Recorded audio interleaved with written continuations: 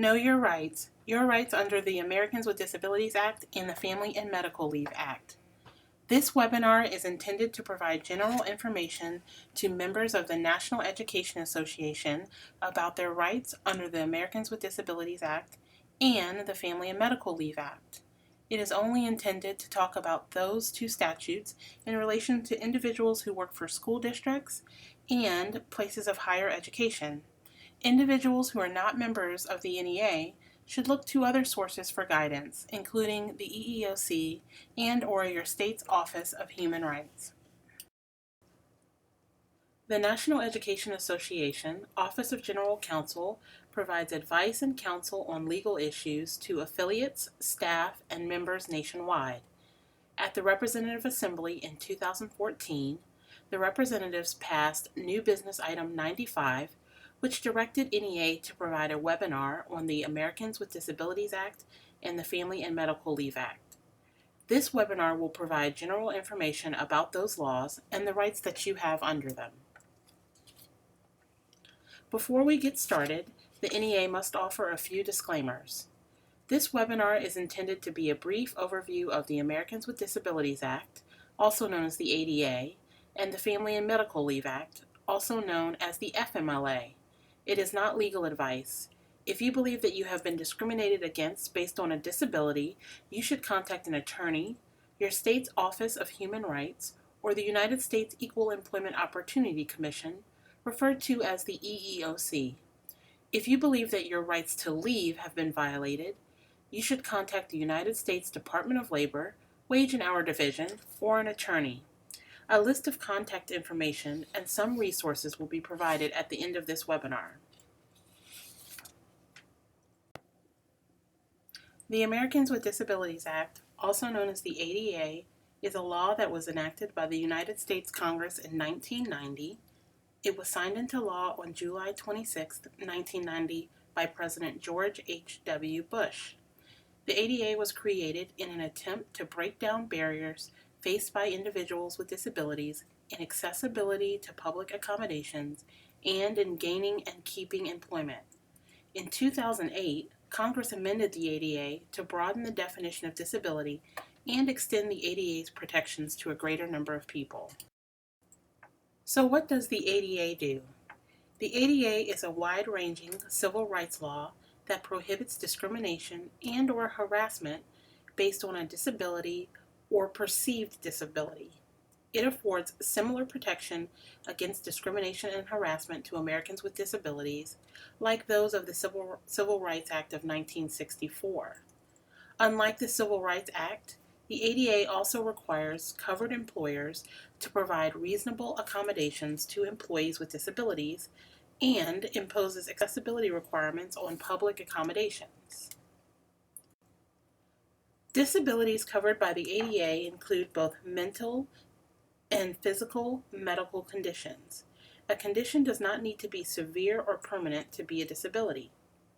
The Equal Employment Opportunity Commission provides regulations that include a list of conditions that are easily concluded to be disabilities: deafness, blindness, and intellectual disability, partially or completely missing limbs, mobility impairments requiring the use of a wheelchair, autism, cancer, cerebral palsy, diabetes, epilepsy, human immunodeficiency virus infection, known as HIV, multiple sclerosis, muscular dystrophy, major depressive disorder, bipolar disorder, post-traumatic stress disorder, obsessive-compulsive disorder, and schizophrenia are among the conditions that the EEOC provides as definite disabilities. The EEOC regulations can be found in the Federal Register. Other mental or physical health conditions may be disabilities depending on what the individual's symptoms are in the absence of mitigating measures. Mitigating measures can include medication, therapy, assistive devices, or other means of restoring function during an active episode of the condition, if the condition is episodic. Certain specific conditions, such as kleptomania, pedophilia, exhibitionism, and voyeurism are excluded under the definition of disability in order to prevent abuse of the statute's purpose. Additionally, other specific conditions, such as gender identity disorders, are excluded under the definition of disability. Title I of the ADA states that a covered entity, such as employers, shall not discriminate based on disability. Covered entities under this section are employers with 15 or more employees, including school districts and institutions of higher education. This section's prohibition against discrimination applies to job application procedures, hiring, advancement and discharge of employees, job training, and other terms, conditions, and privileges of employment. Prohibited discrimination may include, among other things, firing or refusing to hire someone based on a real or perceived disability, segregation, and harassment based on a disability. Covered entities are also required to provide reasonable accommodations to job applicants and employees with disabilities. Title II of the ADA prohibits disability discrimination by all public entities, including school districts and municipal, city, county, and state governments, and institutions of higher education. The U.S. Department of Justice has issued regulations which apply to these entities. The regulations cover access to all programs and services offered by the entity, including physical access and programmatic access that may be obstructed by discriminatory policies or procedures of that entity. Title II of the ADA also applies to public transportation provided by public entities such as buses, subways, and Amtrak. Under Title III of the ADA, no individual may be discriminated against based on the basis of disability with regards to the full and equal enjoyment of the goods, services, facilities, or accommodations of any place of public accommodation. This means that a person who owns, leases, or operates a place of public accommodation may not discriminate against a person or withdraw access to a place of a public accommodation. Public accommodations include most places of lodging, such as hotels, recreation facilities, transportation, education, and dining, along with stores, care providers, and places of public display. Title IV of the ADA requires that all telecommunications companies in the United States take steps to ensure functionally equivalent services for consumers with disabilities, notably those who are deaf or hard of hearing and those with speech impairments. Finally, Title V of the ADA contains some technical provisions regarding implementation of the ADA. Most notably, it protects individuals who exercise their rights under the law from retaliation. Title I of the ADA protects qualified individuals with disabilities from employment discrimination. Under the ADA, a person has a disability if he or she has a physical or mental impairment that substantially limits a major life activity. Major life activities include hearing, seeing, speaking, breathing, performing manual tasks, eating, walking, caring for oneself, learning, and/or working.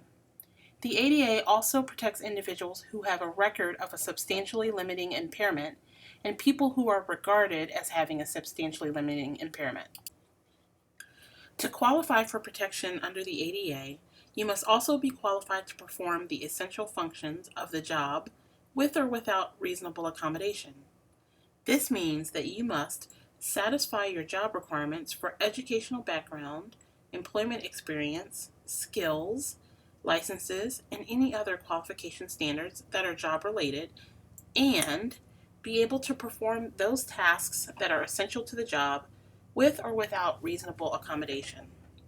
An employer is prohibited from harassing or discriminating against you because you have a disability.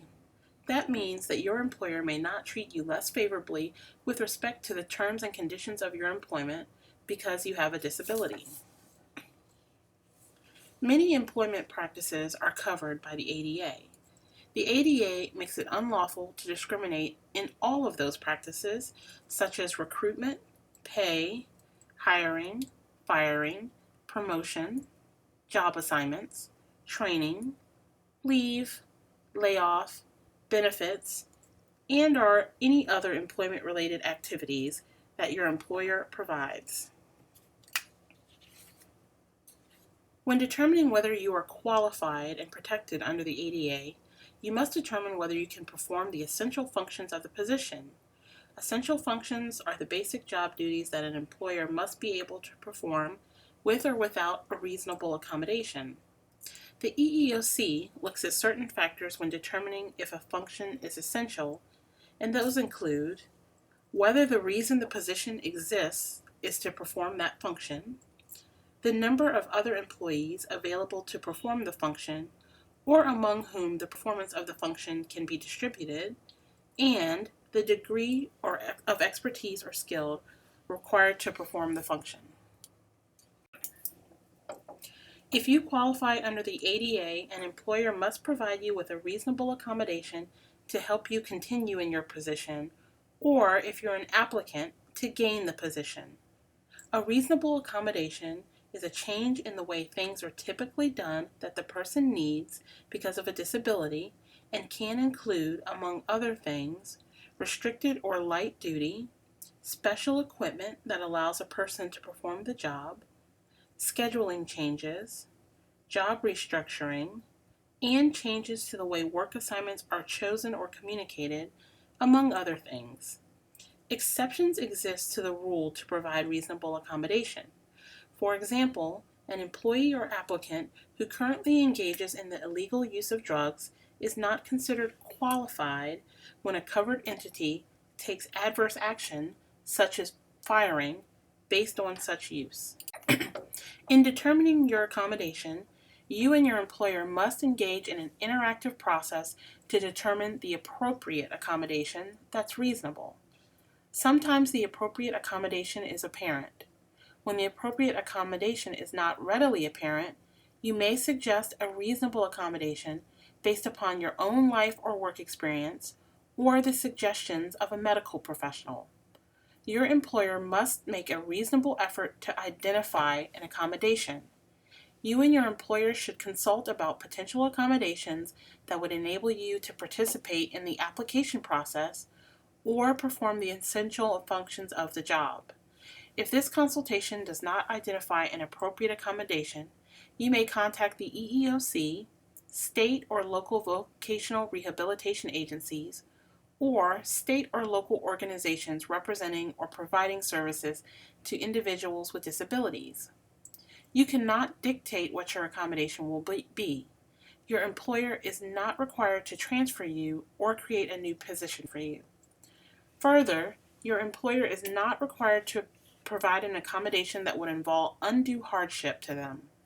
Undue hardship means that an accommodation would be unduly costly, extensive, substantial or disruptive, or would fundamentally alter the nature or operation of the business.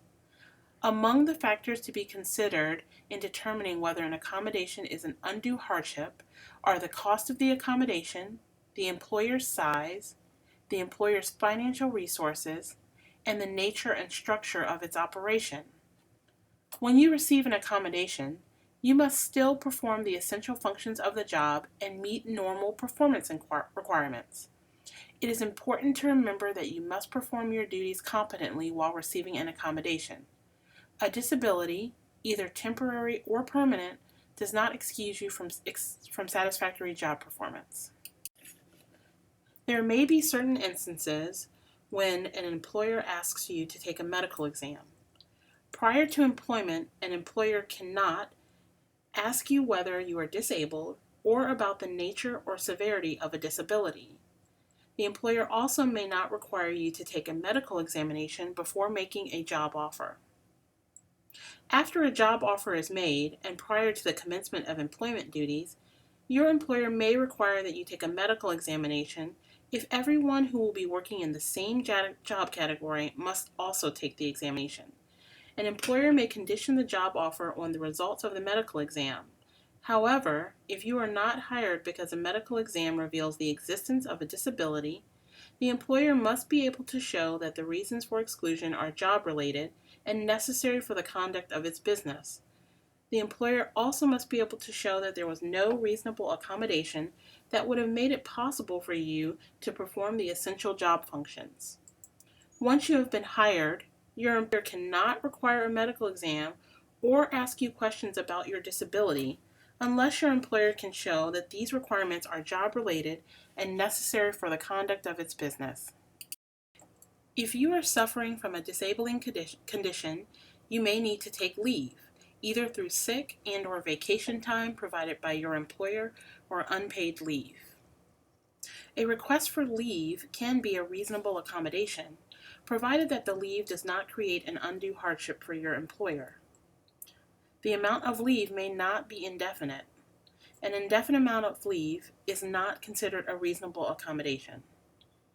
Under the ADA, your employer is only required to provide you with continued health benefits if those same benefits are provided to other employees who are on non-ADA leaves of absence, such as unpaid personal leave or a sabbatical.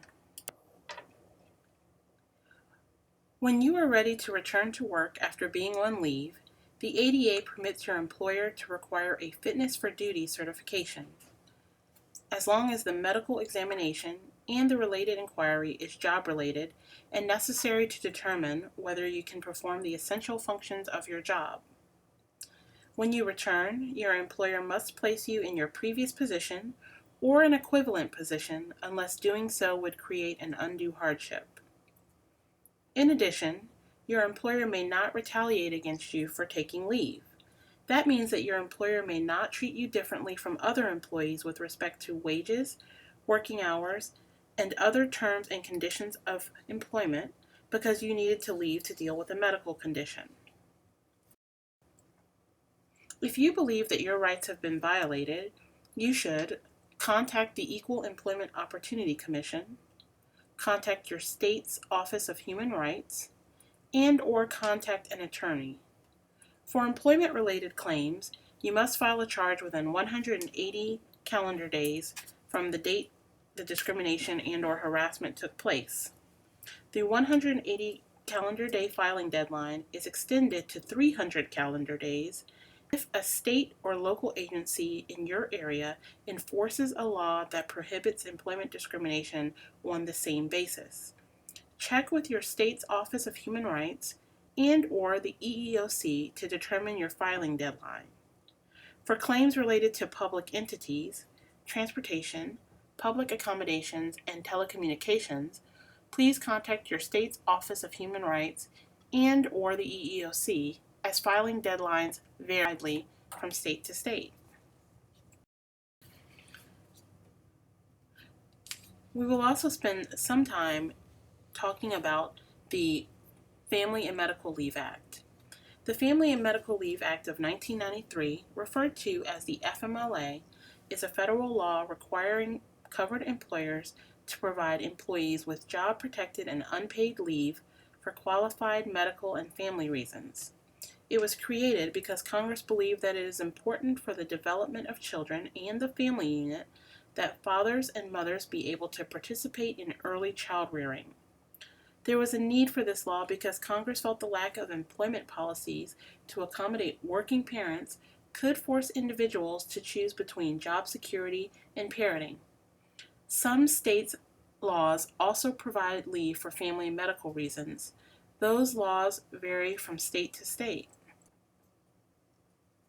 So what are qualified family and medical reasons that will entitle you to FMLA leave? Family and medical reasons that qualify under the FMLA include personal or family illness, family military leave, pregnancy, adoption, or foster care placement of a child. Your employer may require you to provide medical certification of the need for leave from a professional. This medical certification may not exceed what is requested in the Department of Labor medical certification form. So who does the FMLA apply to? The FMLA applies to all employers with 50 or more employees in a 75-mile radius. This includes school districts and city, county, municipal, and state governments. To be eligible for FMLA leave, you must have worked for your employer for at least 12 months, not necessarily consecutive. You also must have worked 1,250 hours within the last 12 months. Your employer is responsible for defining the 12-month period for which employees are eligible. The 12-month period could revolve around a calendar year, a fiscal year, or the date of the anniversary of your employment. You should check with your employer to determine whether you are eligible. Certain exclusions to FMLA eligibility may apply. For example, the FMLA does not apply to workers in businesses with fewer than 50 employees, part-time workers who have worked fewer than 1,250 hours within the 12 months preceding leave, workers who need time off to care for seriously ill elderly relatives other than parents. It does not apply to workers who need time off for pets or workers who need time off to recover from short-term or common illnesses like a cold or to care for a family member with a short-term illness. Finally, the FMLA does not apply to elected officials and workers who need time off for routine medical care such as checkups. Some state leave laws may apply to workers excluded from the FMLA. Contact your state's Department of Labor to determine whether you may be eligible for leave under a state leave law. If you work for a covered employer and you are an eligible employee, the FMLA provides unpaid, job-protected leave for up to 12 weeks per year. This means that your employer must allow you to take leave. It also provides that you will have the same group health insurance benefits. This includes employer contributions to premiums that would exist if the employee were not on leave. You are also entitled to restoration to the same position upon return to work. If the same position is unavailable, your employer must provide you with a position that is substantially equal in pay, benefits, and responsibility. Your employee benefits are also protected. You are entitled to reinstatement of all benefits to which you were entitled to before going on leave. The FMLA provides protection from interference. The law prohibits your employer from interfering with or denying your rights under the Act. You are also protected from retaliation. Your employer may not treat you differently with respect to wages, work hours, or other terms and conditions of employment because you exercise your rights under the FMLA. You are also entitled to intermittent FMLA leave. Leave need not be taken all at once. This means that you can take occasional, unpaid leave for your own serious health condition or the serious health condition of a family member. This includes occasional leave for doctor's appointments for a chronic condition, treatment such as physical therapy, psychological counseling, or chemotherapy, or temporary periods of incapacity such as severe morning sickness or asthma attacks.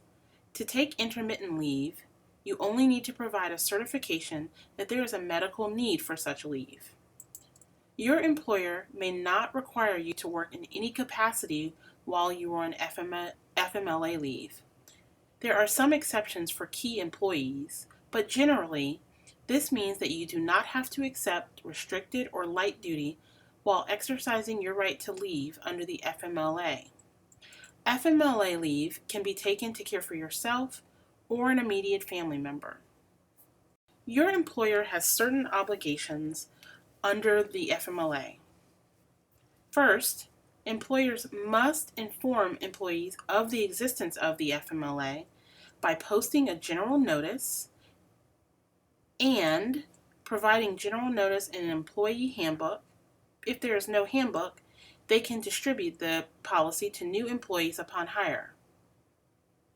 Languages other than English are required where a significant portion of the workforce is not literate in English.